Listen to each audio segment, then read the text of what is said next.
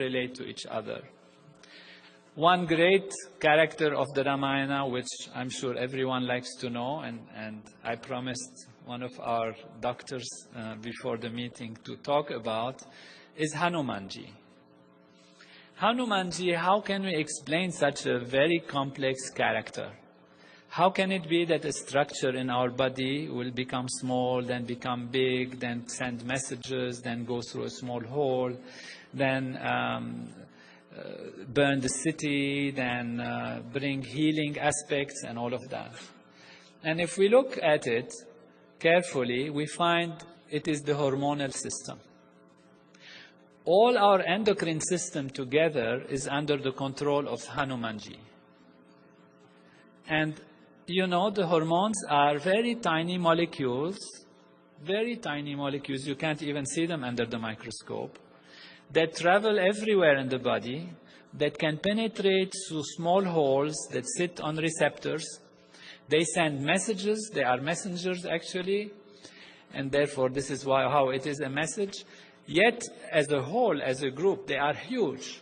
In a split second or a few seconds, if you have a secretion of hormones, a certain type of hormone in the body, your whole metabolism can be changed, your digestion can be changed, your immune system can be activated or deactivated. And when you look in the Ramayana and see how Hanumanji is described, you actually find that this is a physiological description of the entire hormonal system. I let you read how the Vanaras, which are the monkey-like aspects, are actually guided, and their king, Vali and Sugriva, and the relationship between them, and how they actually control the hormonal system.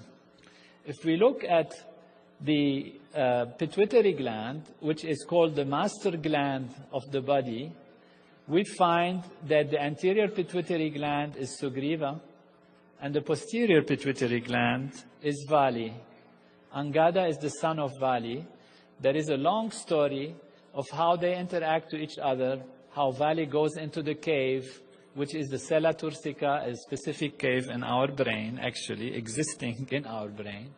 And only Vali could go through it. Sugriva had to wait on the door. And the whole story, in its very delicate intricacies, how Vali told him, I will send the milk if I kill the demon. If all of you, I don't know how many will remember that. And you see that this part of the structure of the pituitary gland is related to milk secretion, how this part is related to other aspects that are described almost technically precisely in the Ramayana, in word for word, as if you just change the words and the Ramayana becomes a physiological book, a book of neuroanatomy or neurophysiology. It's just by translating the names from the ancient Vedic names to the modern names, you see an exact and precise description of what is taking place. And what is amazing also is that even if you go back into the stories, for example, Vali was said to have been born from the head of his father, Riksharaja, and Sugriva was born from the neck of his father, Riksharaja. And then they joined together and worked together. All those who knows embryology, or remember something of it, we know that the posterior pituitary gland actually comes from the neural tube, which is from the head.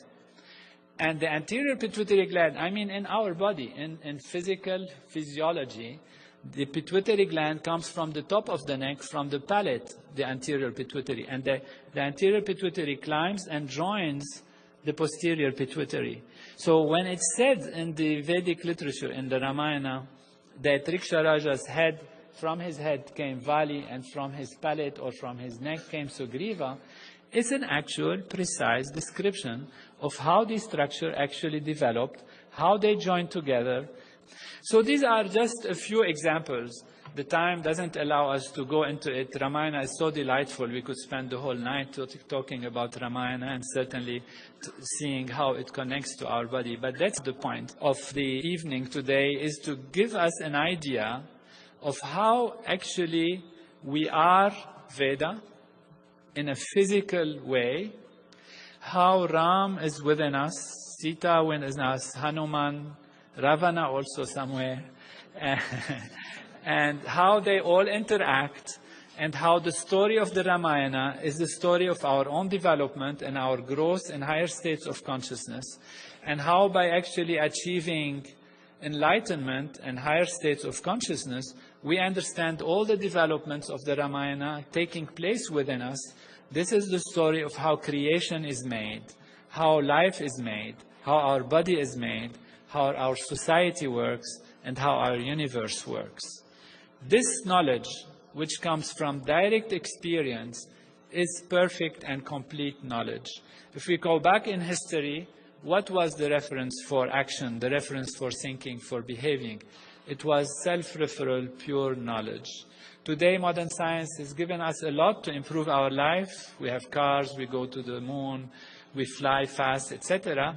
But we always refer in our actions, in our politics, in creating our laws, in our decision-making, to our self-referral values within us. We refer to what we know best to do. And that is because our physiology is also an instrument of knowledge that when perfected and when awakened in all of its values, it can know everything, it can be everything, and it can live life in perfection. You have that knowledge. Your tradition, your ancestors, your parents have upheld that tradition for generations and generations. And today it's only because modern science had advanced enough that we can truly recognize the value of this knowledge. However, if I'm here for anything, is to share this with you and truly to have the opportunity to thank you and thank Veda Bhumi Bharat, Deva Bhumi Bharat,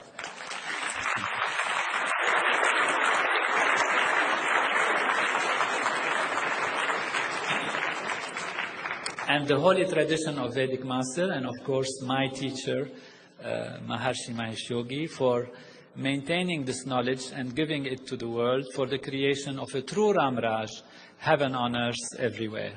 Jai Guru Ji.